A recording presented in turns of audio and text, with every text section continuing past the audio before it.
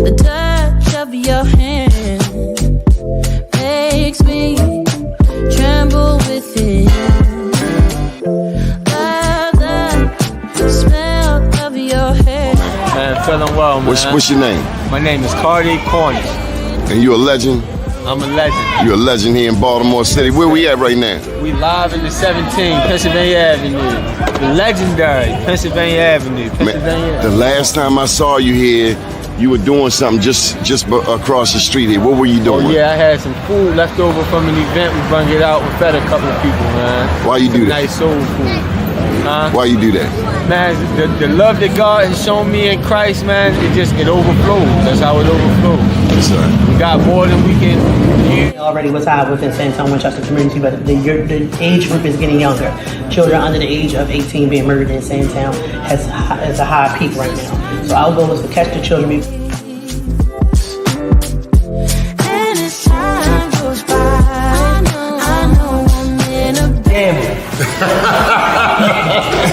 going hard, man. You going hard on that man today. So what do you think, Mr. Mayor? You got manufacturing right here, helping our young people despite all of the challenges in the city of Baltimore, right here on North Avenue. No, it's really about the growth. Just knowing where, being there when they were down in Port Covington and seeing how far it's grown. Like you said earlier, like getting the sorbet, you know, where we got the sorbet at the beginning, but now being able to, when I'm at Cannon Yards, get it, or anytime I'm down at Harbor Place to get it, and folks to not even know, but they gonna know now that like this is coming from young people in West Baltimore, right there in West Baltimore on North Avenue, where they think nothing great comes from, but they can see it in what the young people do.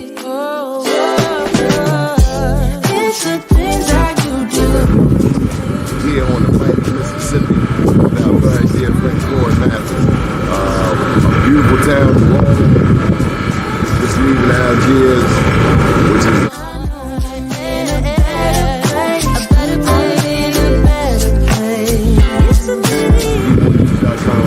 an update 10 years since Katrina.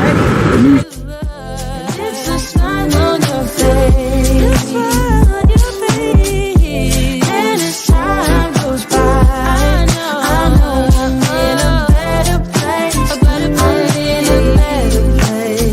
All right, y'all, this is what I came to New York for. Besides the Black Wall Street Awards, we're going in here and get some of this real good jerk chicken. Johnny Glover, out. I feel the warmth of your skin. Just the touch of your hand makes me tremble within. But we need to feed our loved ones. DOTS needs to rescind this package policy program so that our loved ones are able to eat every day in that filthy facility that we have some stars in the building. First name's Doni, last name's Glover, entered to win it for the long haul, baby. Some years ago, I attended the Black Entrepreneurship Weekend. And during this particular weekend by Black professional men, the keynote speaker was Keith Clinkscale. And he said something that I've never forgotten to this day. He said the 3 ways to become rich in America. 1 was media, 2 was banking, and 3 was real estate. Today, we're going to talk with Milan Griffin, who is committed to amplifying the company's mission. Her company is HomeFree-USA. And their mission is to create new home buyers, sustainable homeowners, develop affordable homes, and revitalize communities. Going back to the days of slavery, you think of the Homestead Act and the many opportunities that were supposedly presented to people of color. You think of Tulsa's Black Wall Street, the 500 black towns in East Texas alone. Real estate, you look at Weeksville in Brooklyn or Seneca Village in Manhattan. Real estate has always been at the crux of American wealth. And too often, we as African Americans are on the short end of the stick. Without further ado, we're going to bring to the stage Milan Griffin. Good morning. Good morning. Thank you for having me. Real estate, HBCUs, the mission to help empower your people, our people, Black people. Tell me about it, Milan. And first of all, before I get kicked, let me just thank Robin Murphy for making this happen. Yeah. Robin's great. Robin's great. So with HomeFree-USA, HomeFree-USA is Black owned, family owned, women owned. My parents actually started the company 30 years ago. We're a nonprofit government approved organization. And as you have already stated, our core focus, we are on a mission to expand of home ownership, sustainable home ownership, affordable home ownership, specifically and primarily, but not limited to Black people, Black community. And why us? Why is it so important? One, our community is losing wealth day to day. And our home ownership rates are lower now than they were when housing segregation was legal. And so if we are not careful, poverty is not what we have to worry about. It's being broke. And that's a whole nother condition that we don't talk enough about, because, when a people are working every day, spending, thinking they have something because they may go on a trip or two, have, nice set of hair or whatever, but they have no net worth. They have very little wealth. That is really going to be hard to navigate and move through America. So HomeFree-USA is really dedicated to helping the Black community, communities of color, low to moderate income communities, access home ownership and be able to sustain it. And Great. And we have a couple of different pillars, but one of our pillars is our Center for Financial Advancement. That's our HBCU program, where we are helping to teach our college students financial awareness, financial literacy, leadership, and also gear them up for home ownership at a younger age. We provide home ownership counseling, helping to renters to move to home ownership, helping them to overcome their fears and obstacles that may be preventing them from home ownership. And then we have our Develop the Developer Academy, where we're teaching emerging real estate developers, how to get in the game and create community focused real estate development. So how was it growing up? Growing up in a family, were your parents, would you call them realtors? No, so we're not, and I'm glad you asked that question. We are not realtors. We're not mortgage lenders. We are what you call a home ownership advisor, also known as housing counseling. And it's not just HomeFree-USA. Baltimore and around the nation has some really awesome housing counseling organizations. And so what we do is, as housing counselors, we counsel people through their home ownership transactions. We help to simplify it, help to make it easier, and help people to get what's called mortgage ready, helping them people to get their finances together and really get the right information and the support to move forward as someone buys a home, as someone wants to become a developer. So we are what you call housing counselors. So was it you or your parents who were able to connect with the federal government? It's my parents. They're really the pioneers. They are the ones that started HomeFree-USA. They put their own money up, and then they galvanized funding, because we're a nonprofit, from the mortgage lending community. And then from there, we later got HUD approved through the U.S. Department of Housing and Urban Development. So it was really them that started it. And I joined the team 15 years ago. So how was it growing up? Your parents advising people on homes. Were your peers, the kids you grew up with, were their parents on a similar entrepreneurial journey? And where did you grow up? So I grew up in Washington, D.C. And as people may know about D.C. is a government town. So everybody, Chocolate City, right. So everybody usually either worked for the federal government, D.C. government, or they work with a contractor connected with the government. And so maybe even military. And so my parents were very unique. My parents are one of very few entrepreneurial parents that I know. And they are for real entrepreneurs, because my father, he had the first and only mortgage company in the United States. I'm sorry, the first Black owned and largest at the time mortgage company in the United States. And so he took that knowledge. My mother took her experience in marketing and retail to really come together to build Home Free USA. Were they graduates of a HBCU? Yes, both are, and I am too.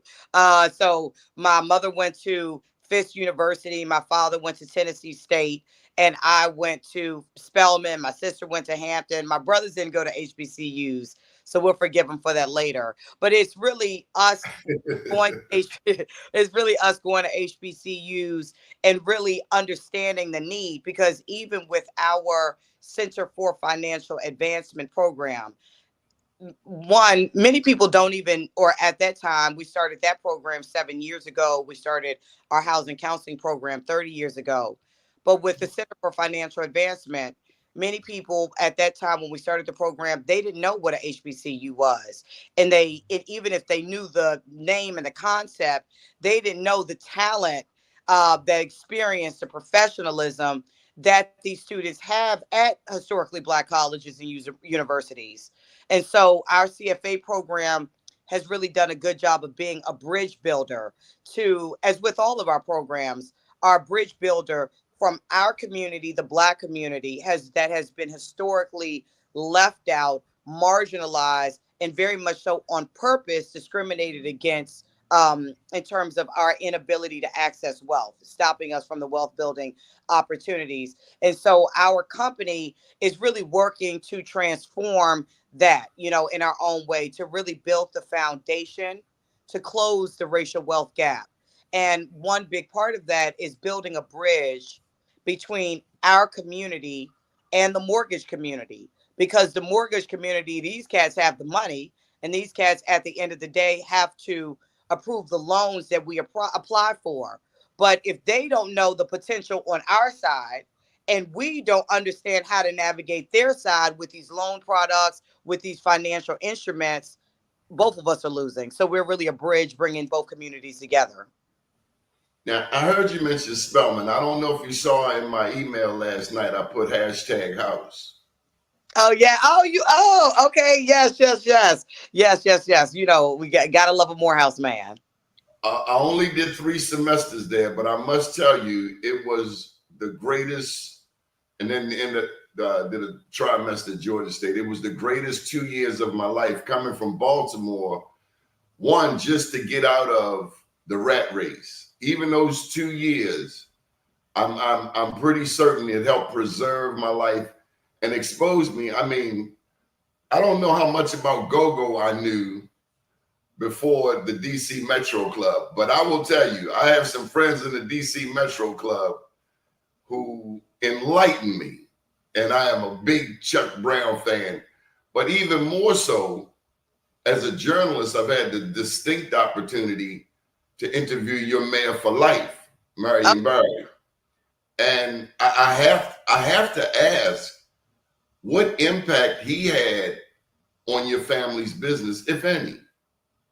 That's a great question. And that question does not come up enough. So one piece about Marion Barry that's very important is that he advocated and he pushed for DC to get certain contracts, and there be minority contracts, while all this money was flowing in the city in the 70s and 80s. And so with that, with the push and advocacy of Marion Barry and his team to really put Black economics at the forefront, what he ultimately did was to create a really strong Black middle class that we still see today. And so you even take my parents, and that also rolled out because it wasn't Marion Barry is a big part of it, not just for my parents, but Blacks all across DC, really making sure that Blacks, again, we're able to benefit economically from what was going on in the city, from all the contracts and money coming through. That in turn helped to get Black folks in the federal government, in DC government, and build a very strong middle class, because many of us were able to benefit from contractual opportunities, minority business opportunities within the federal government. And so, all these things in DC government. So all these things really work together. And also with, and because Marion Barry created this, not only, it wasn't even Chocolate City as much, it was economic opportunity for the chocolate people in the city, which were not which was not common, then people like my parents were able to not only benefit from his space, but we were also able to come together in a community setting. Because what happens is if we don't have the network opportunity, if people in business can't network with people in government, and if people government can't connect with people in business and the community and vice versa, then we're left out. So I'll say our Mayor for Life, Marion Barry, he created a Black ecosystem of economic stability and sustainability that radiates to Prince George's County, other parts of Maryland, but also how people like my parents work together and scale up their business. Did you know that Marion Barry was with Dr. King on the campus of Atlanta University? There's a famous picture out there. I did not know that. So I would imagine that you've come across one of Marion Barry's success stories, Donahue Peebles. I've heard, but you got to remind me. So Donahue Peebles started off working for Marion Barry as an appraiser, but then he went on to become a huge developer. And I think he owns a hotel or two in Washington, D.C. But it also brings to mind Atlanta. Yep, exactly. Maynard Jackson. Yeah. And what he did with J. Herman Russell in terms of development. How do we, we're going to get back to the real estate, but how do we develop more leaders like a Marion Barry, like a Maynard Jackson, who understand? Here in Maryland, we have one of the largest, if not the largest, Black caucus in the country. Got a Black governor, a Black treasurer, a Black attorney general. But if that political power doesn't translate into economic empowerment, it's all for naught. Yeah. Well, yeah. So, and so often with our young people, I mean, it starts with programs like this, helping to really educate, because this generation is interesting because we get so many headlines, police brutality, which is a definite thing that's been going on for way longer than it should, and all these different headlines. But it's important that we pay attention to those headlines, because those are real issues, but not get distracted. And with that, really teaching our young people not only the areas to show up, but how to show up. The Black community, we are still very much so just a couple of decades out of slavery. And I say decades, not century, because we cannot think that we really had a fair playing ground to do anything under Jim Crow and all these really oppressive systems. So upon the passage of the Civil Rights Act in the 60s, that's really our true starting point of freedom, because legally, and it's not there yet, but the law started to slant on our side a bit more, so we have opportunities to participate. So with this young generation, one, is so important to teach them, which we're trying to do every day through our Center for Financial Advancement, to teach them, one, what the core issues really are beyond the headlines and what they may see on TikTok and Instagram, but two, how to prepare and position these young people for these opportunities. Things like leadership development is still very important. Things like self-esteem development is still very important. Things like financial awareness, and I'm not just saying financial literacy.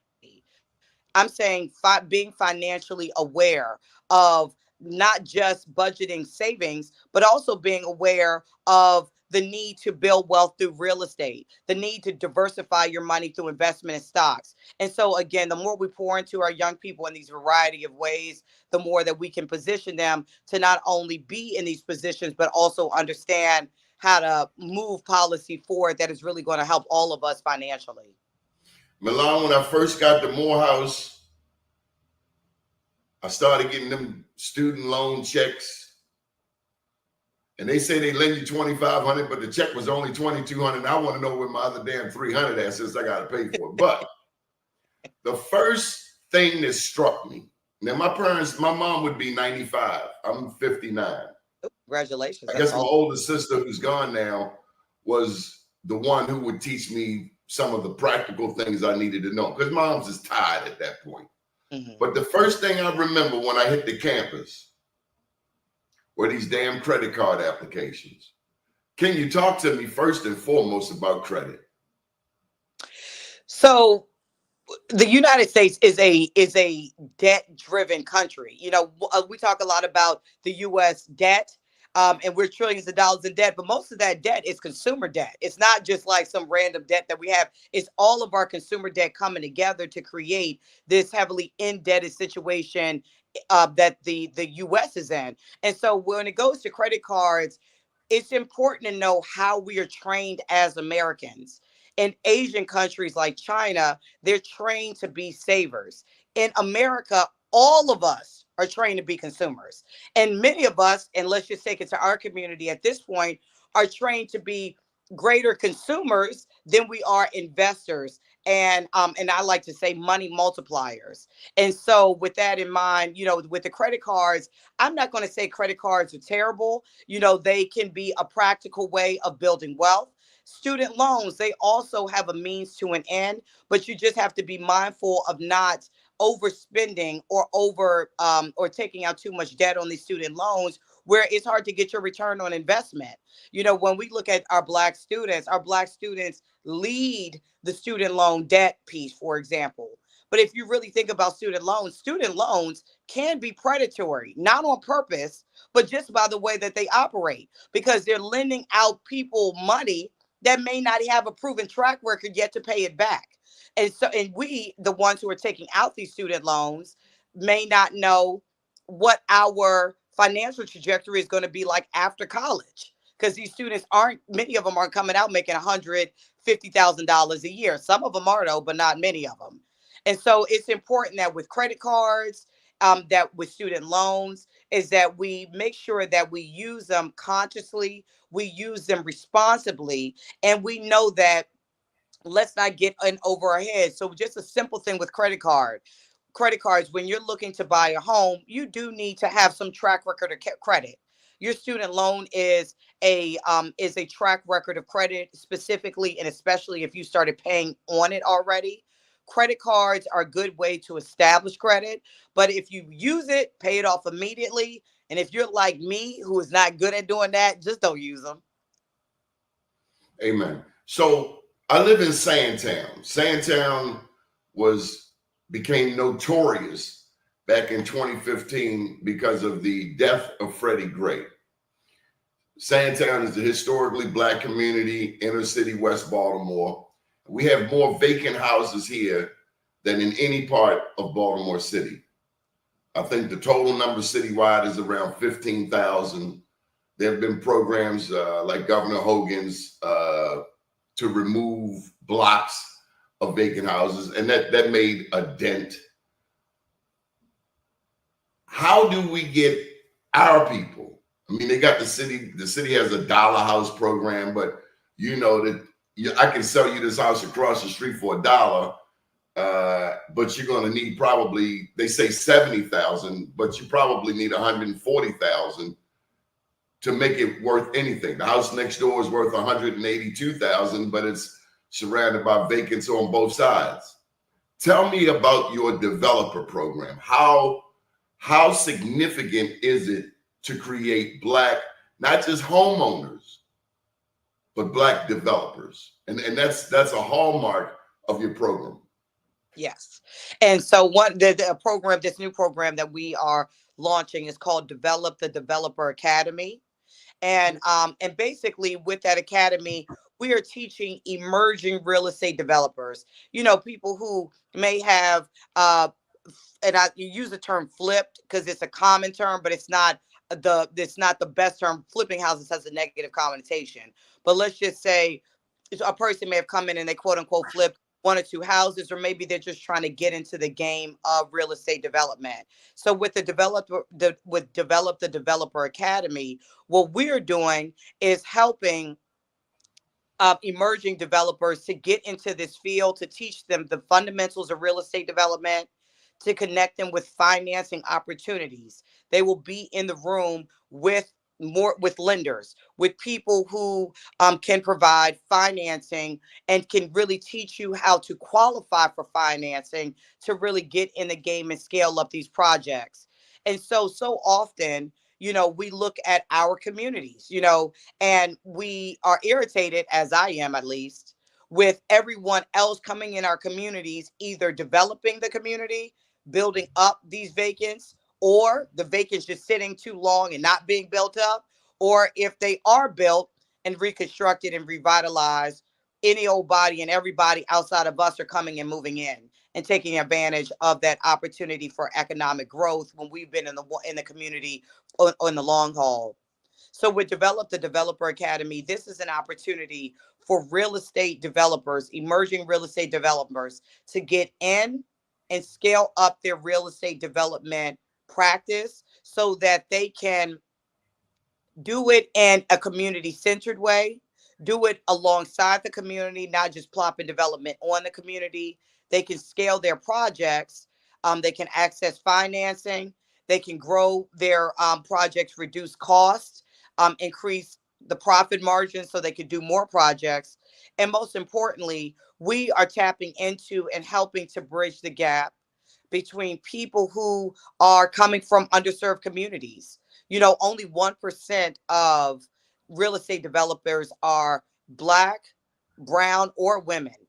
And so the Develop the Developer Academy also helps to change that stat by getting more people from our community, teaching them how to get in this real estate game and maximize in it.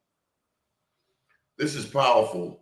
I don't know if you are aware, but here in West Baltimore, now I'm in Sandtown, the major thoroughfare to the north is North Avenue, and runs from east to west. But from West North Avenue, so north and Mount Royal, all the way to Walbrook Junction, State Senator Antonio Hayes has created the West North Avenue Development Authority. And your homeboy, Chad Williams, is the executive director, straight out of, I think he went to UDC, but he's done real estate around the country. And for the first time in at least 25 years, a boatload of money, almost cuss, a boatload of money, $28 million has come to help revitalize this major thoroughfare in West Baltimore, as well as 100 yards to the north and 100 yards to the south. We need you to come and speak to these micro developers that we currently have. And one group, I'm proud to tell you, includes 9 Black women. Nice. Really, really nice. And I'm sure you haven't gone to Spelman. There's nothing like seeing us, seeing our sisters at the helm, taking charge. But yeah, we need to bring you, we need you here in Baltimore. Even if you just came for one day to visit, or maybe to one of the WNADA meetings, that's what they call it, WNADA, West North Avenue Development Authority. But there are some developers and they're doing, small projects, and you got to start somewhere. Is anywhere too small to start? I mean, I guess you start with your first house, right?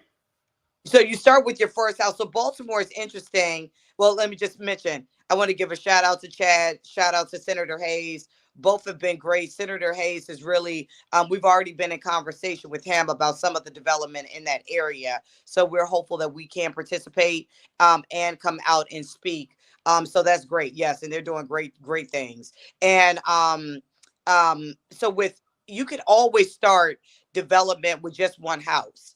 Now, when it comes to Baltimore and their plots of vacant, there's so many vacants on some blocks that you want to be strategic on where you launch your efforts. Because if you're in a position where you redevelop one house on a block of vacant houses, it may be harder to get that house sold, because then somebody who's buying the house may not want to buy one developed house on a row of vacant houses. So it's some strategies that have to be considered. But you also don't necessarily have to go in feeling like or expecting to develop 5 houses at a time either. And so that's why this Develop the Developer Academy is so important.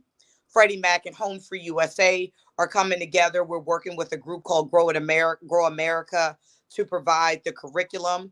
We're going over the fundamentals of real estate development. We are bringing in some local powerhouse folks from Baltimore, local nonprofits, people from the government, to talk about the permitting process and how to navigate that. We're bringing in contractors, local contractors, so to really show people and teach our students in the academy how to navigate the unique landscape of Baltimore, given the fact that it's a lot of vacancy and blight, and there are government obstacles to the process that one has to consider in order to make their projects effective. So I gotta ask you. My daddy said, if you're going to be a journalist, you got to ask the tough questions. Have you done any houses, or are you familiar at all with Baltimore? Yes. And I say that rhetorically because I got 3 vacants to the north of me. 3 vacants, 3 private homeowners, and they've been vacant for 15, 20 years. And I'm just going to be transparent. I am a journalist. My home is paid for. I paid it off back in 2002. But I live next to these 3 vacants. They caught on fire in 2017. By the grace of God, it didn't touch my house, but they're just sitting there. There's also a city-owned property 4 houses down. And part of the challenge in this neighborhood is watching out for squatters. Yeah. So it's a constant battle. But on top of that, Milan, we have, if you ask me, and I'll say it, we have an anti-business city. This city, I mean, between the red tape, the apathy, and a lot of the Black people, not all, but a lot of the Black people that work for city government who forget that they work for us. It's nothing like Washington, D.C. It's nothing like a Washington, D.C. under a Marion Barry.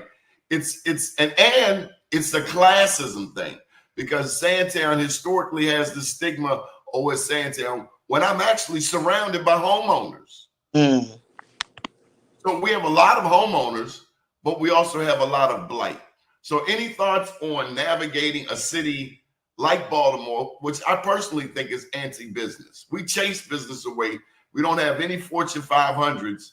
It's coming along. David Bramble, you know, he's opening doors and showing us that it can be done, but there's still this, you know, I still say in terms of a cosmopolitan city, to me, in many ways, DC is miles ahead of Baltimore. Baltimore is blue collar, stupid at times, just stuck on stupid.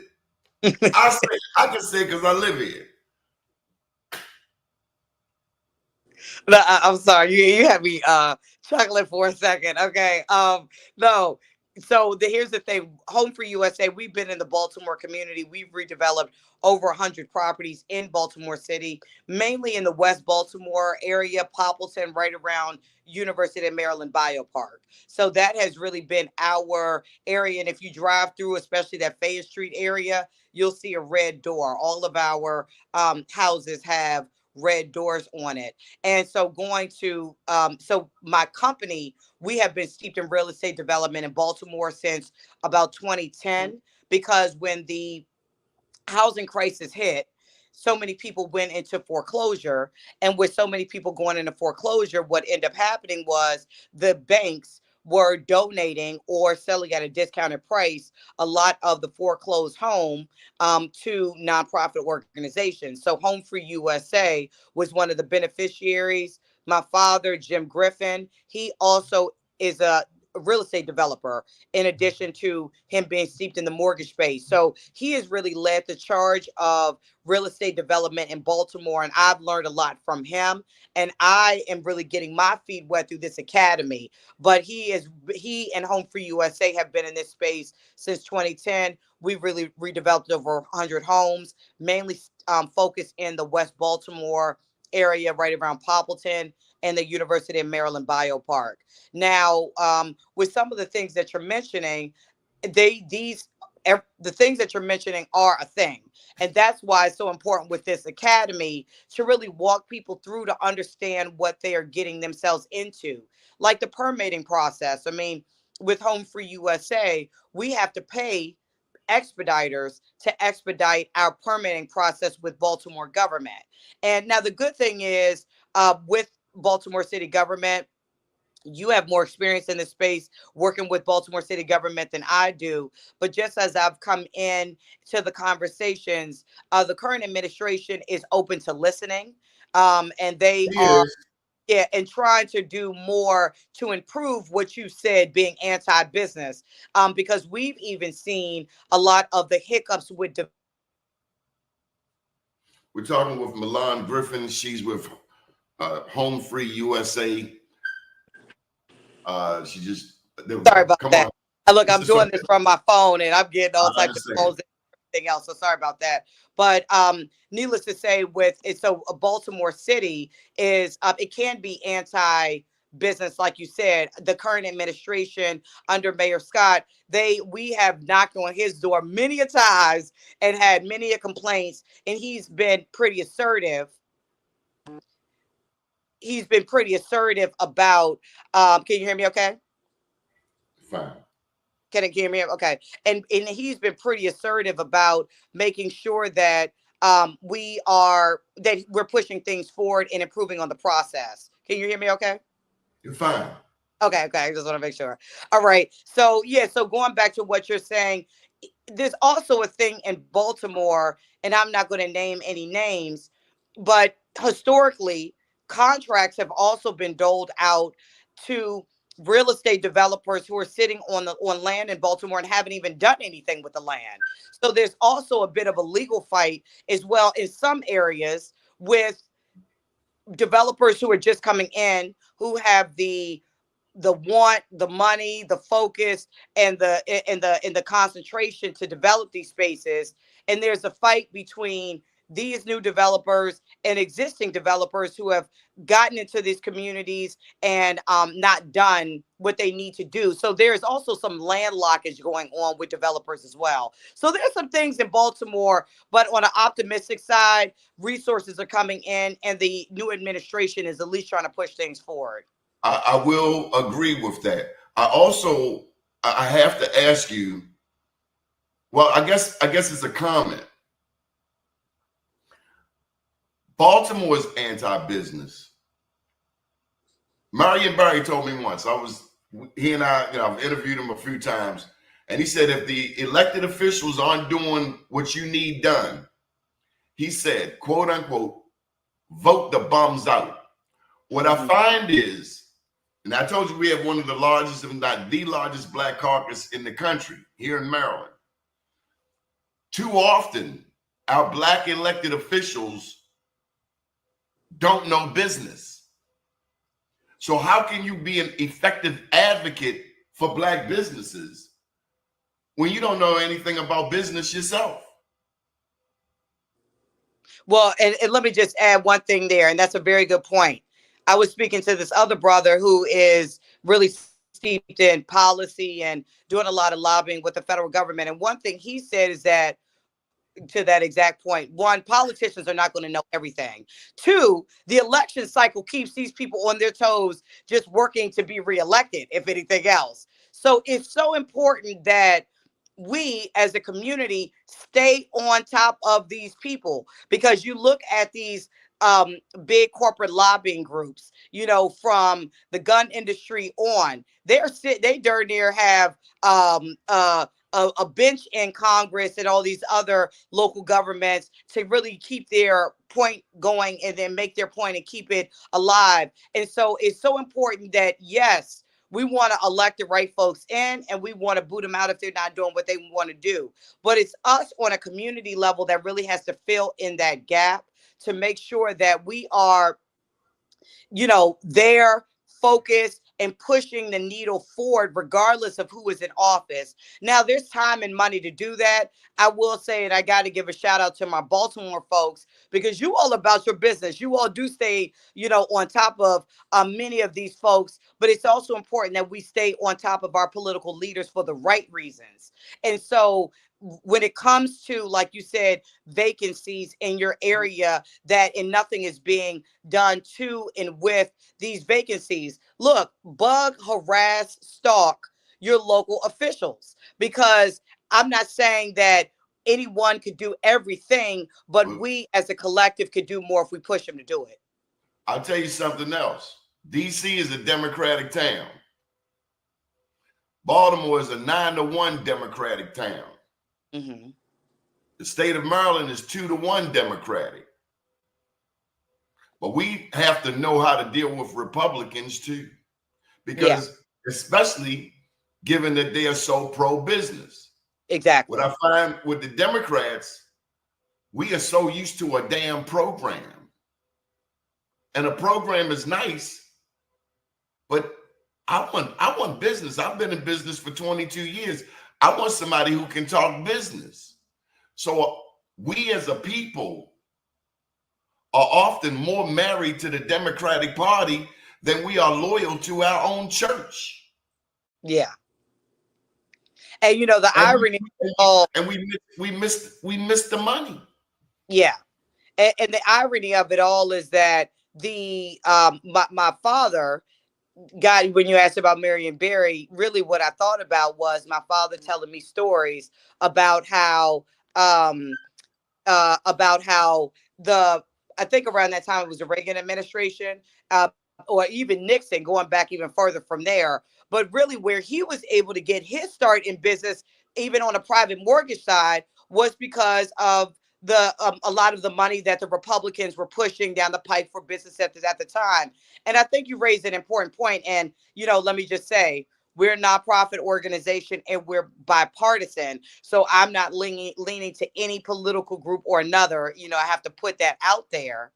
But it is important that we think about what you just said, because when it comes to what we're focused on in our community, when it comes to what we're advocating, that is a bipartisan situation. You and what you need in your community to move forward is not just Democrat. It's not just Republican. It's based on you. And so whoever's in office, and that is a very important point. I'm glad you brought it up. We need to be advocating and pushing the needle forward to really make sure the policy goes in the way that we are directing it to, and not just being so, you know, stuck to Democrat, Republican, this and that kind of thing. Let's move our own policies forward. I want to get into your Developers Academy. What do I do?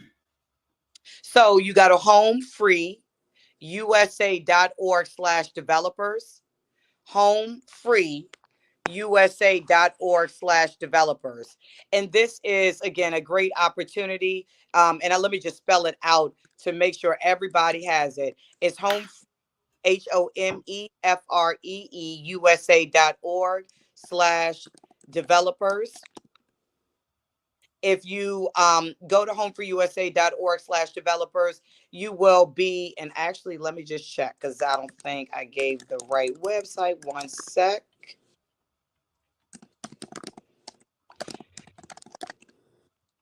And I'll just course correct on that in just a moment. But needless to say, when you go to HomeFree-USA and you look at our program, you will be in a position of really understanding how to apply for the program and how we can move forward our applications in. And it's HomeFree-USA.org/developer, no S. So HomeFree-USA.org/developer. Developer, no S. HomeFree-USA.org/developer. So if you go to our website, you can apply now. Our applications are closing October 1st, but we encourage people to still apply. We want you to apply and really take advantage of this opportunity. This academy is at a fee, but it's a very nominal fee in comparison to what you'll get. You don't have to pay anything to apply.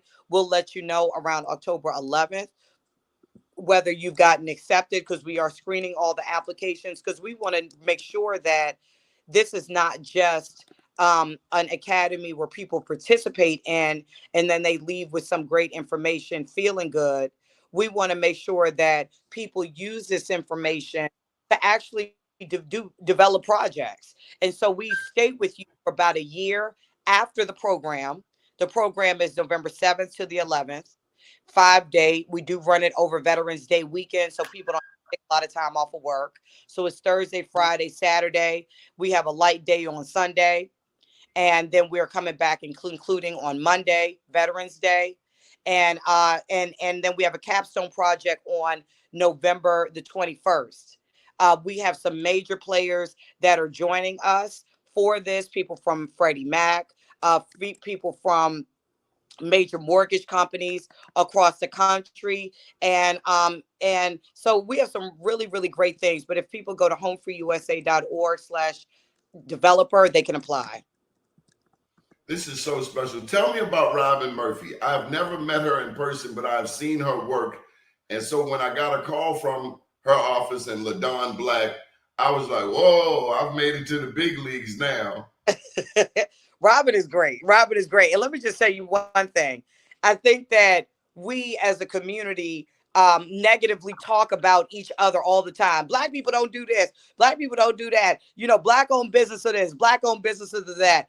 I will say Robin and LaDon are great, and they are black-owned, black-run media relations firm. And so they are wonderful to work with, very responsive, very professional. And so it's just important to know that there are some really solid Black folks out here doing amazing things. And Robin Murphy and LaDon of JRM Consulting Media Relations, they're doing a great job. Well, that's good. Let me ask you, do you ever connect with your Spelman sisters? Yes, I do, actually. Look, first of all, you know, I'm a Homecoming fan.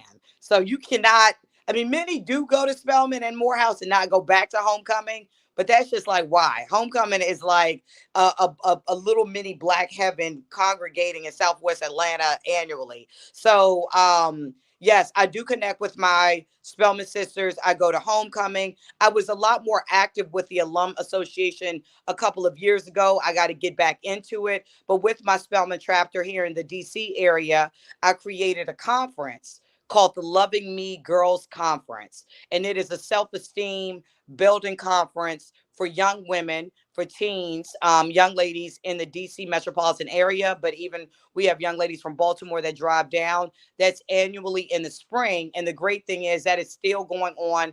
And that's one of our DC alumni signature programs. And I also give to Spelman. I am a big advocate of we have to give back to our institutions because our institutions are trying to raise money from corporate donors and private donors, individual donors. But what happens is that they want to match the money that the alum is giving. So if the alumni base is not contributing financially to our institutions, it actually makes it harder for these institutions to raise more money. So it's just important that we also are giving back to our institutions. So I am financially involved with Spelman. I gotta tell you, I'll never forget standing in the financial aid line. The year was roughly 1983, and it was a long line. Mm-hmm.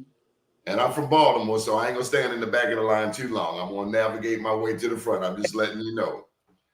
But Milan, I saw this man, somebody's father, and he walked from all the way back there, all the way to the front of the line, pulled out his checkbook, wrote a check, turned around, and walked out. And I said, one day, that will be me.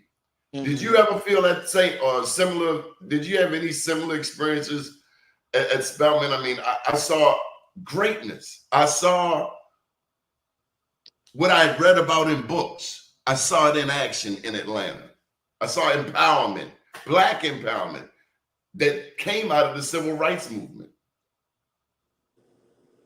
Oh, you know, let me say, Atlanta has a special place in my heart because, you know, I went from one chocolate city to another chocolate city, went from DC and again, a chocolate city with some, where the chocolate folks got, you know, have some money running through it. It's not just any old chocolate city. So I went from DC to Atlanta, and I'll say one really big, unique difference about Atlanta that I loved is that Atlanta Black folks are diverse. I mean, Black DC Black folks are, Baltimore Black folks are. We're just our culture and our community just has the spice and flavor to it. But I'll say that the Black community in Atlanta is so interesting. That was the first time, and this even gets into Spelman. That was the first time that I met Black vegans. You know, vegan, like straight up Black vegans. Like they didn't eat any dairy products and Black raw foodists. People that didn't even eat cooked food. They were so steady on their journey. That was the first time that I saw real palatial mansions that Black people own in the outskirts of Atlanta. And so Spelman was very important because when I went to Spelman, I majored in environmental science. I later went to political science and just kept with environmental justice as a minor, or as a concentration, I will say. But Spelman, just like Atlanta, was just such an interesting institution because Spelman not one connected me. I was already steeped in my Blackness, and I was already comfortable and around Black people. But at Spelman, the first year, there's a class we have to take. It's called African Diaspora and the World. And that class is required for all first year freshmen. And in that class, basically, they strip us of our kind of oppressed white consciousness, and they steep us with what it's like to be Black and a woman in America. Because so often Black women are only focused on the Black side and not the woman side. And so Spelman did a great job of bringing both of these together. I mean, and somebody said this quote to me, and I totally accept it. They call Spelman women bougie revolutionaries. And I was like, that is very true. Because Spelman women are about our business. We are about being professional. We're about being on top. But we also, I think Spelman, through classes like African Diaspora in the World, they really steep in being in a mega epicenter like Atlanta. They really steep us with Black consciousness. They really steep us with understanding how to take our business sense in whatever we're doing, doctors, lawyers, business folks, or whatever, and meshing it with the people, our people, to really make a difference. What I got from Morehouse is that I can do anything. That's it.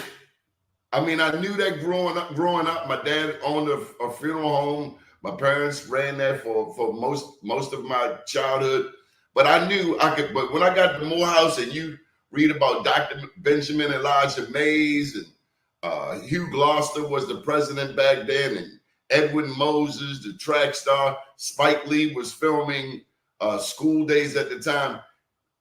The only limitation is the one we put on ourselves. So that's what I got. And I got to bring that full circle. Living next to 3 vacants. That's not what I do. I know that's a full-time job. But having met you, I am going to fill out this HomeFree-USA.org/developer because I've been encouraged to do something about it. But you know, Morehouse, man, I'm not just going to go into it unprepared. I need strategy. Because I want to win. Losing is not an option. I'd love for this block to get back to 100% occupancy again. I mean, hell, I got to tell you, Milan, it took me a few years. It took us a few years to chase the drugs off of the block. Yeah. And now we're being inundated with non-Black addicts who are trying to infiltrate. So here's an important question that I got to pose to you, and then maybe it's the last overall topic. Is it true that Baltimore is the last East Coast city to gentrify?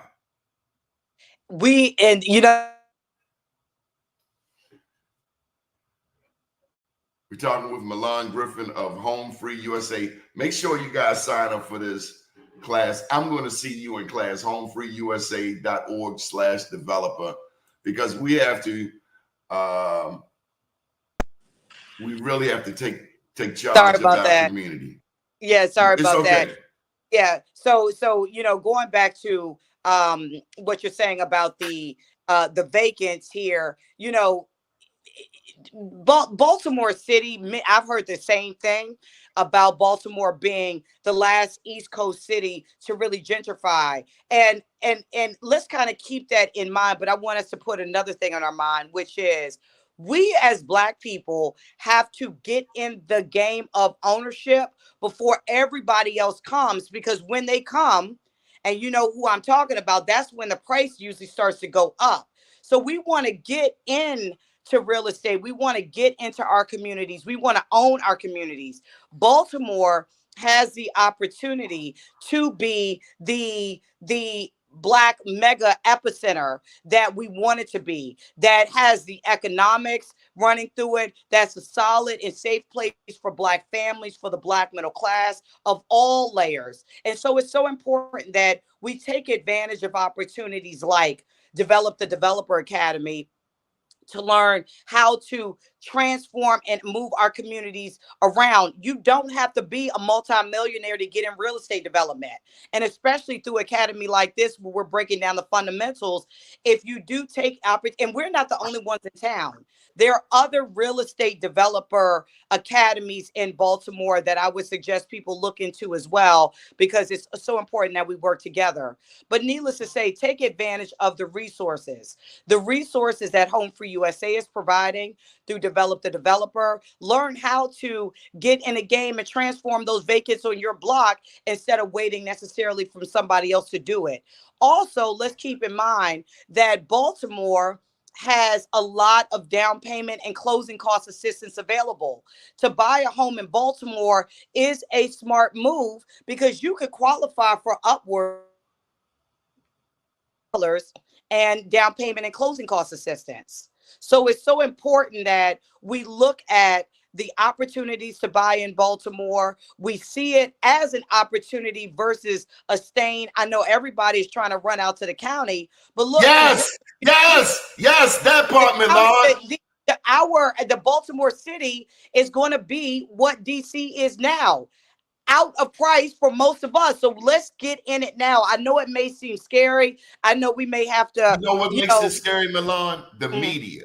That's exactly right. I agree with that. The media, Fox 45, they paint such a dismal picture of Baltimore City that a typically upwardly mobile Black woman with a degree from Spelman, like, oh, hell no, I'm not going down there.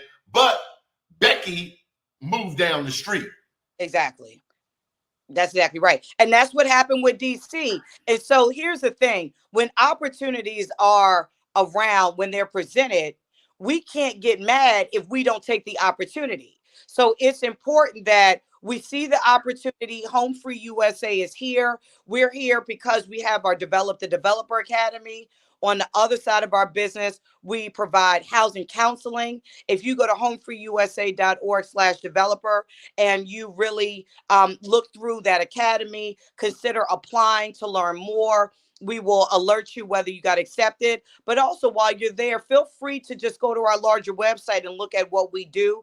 Our goal is to be a bridge and to provide education and information so people can buy homes, sustain their homes, and if on a separate end, redevelop homes for other people to buy. But it's all about us getting the keys to get in these communities, us buying into Baltimore, us owning and moving Baltimore forward, and not waiting for somebody else to come in, the prices to come up, folks walking their dog around the neighborhood when you wouldn't normally do it at all hours of the night, then get mad. No, take advantage of the opportunity, take advantage of the resources, get into Baltimore City while you still can, because it will not be like this in a couple of years.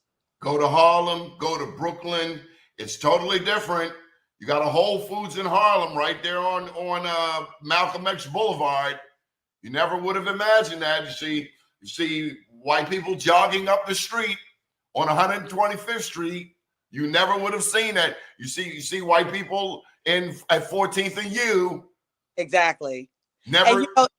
And the irony, and I know we have to wrap up, but the irony of it all is when you look at real estate, when you look at redlining, when you look at the system of economic and thus racial segregation and discrimination in this country, again, it's funny because Black communities are not appraising, their home values are not appraising to the same amount as white communities. The irony is, for Black communities to go up in value, and don't get mad at me, get mad at the appraisal industry for this. But for Black communities to really, Black homes to go really up in value, white people have to start integrating into these communities. That's the irony of it all. And so one of the reasons why I'm saying let's get in the game now, it's because when you look to your left and you look to your right and we are still here, you can get in at a more affordable price. Real estate is a long-term investment. You may buy your first home, you may stay in it for 7 to 10 years. Look, I still am in my first home and I bought it 13 years ago. But it's been a great investment for me. But as your home goes up in value, your home over time will go up in value. Over time, you'll see more people outside of just Black people, or in addition to Black people, I should say, moving into the community. Your home will go up in value, but you got to get into it earlier, or you have to get into it now before it gets to where DC is with the housing prices being out of reach. Again, I can't stress it, and I'll wrap up on this. Down payment money is available if you want to be a first-time home buyer in Baltimore. Even with the dollar program, there are ways to get in that, but you do need housing counseling. If you're interested in being a developer, HomeFree-USA has your back on all fronts. You can go to homefreeusa.org/developer for the Development Academy. And then we have our other housing counseling services that you can look at on the rest of our website. Thank you, my Spelman sister. Thank you so much. You handled your business. I appreciate it. Again, special thank you to Robin Murphy, and we will see you shortly. Up to All date, right. down tomorrow. Do your day, and everything will follow. Nothing to it but to do it. I got to do it, regardless of how I feel. I am somebody. I am my brother's keeper. Good morning, world.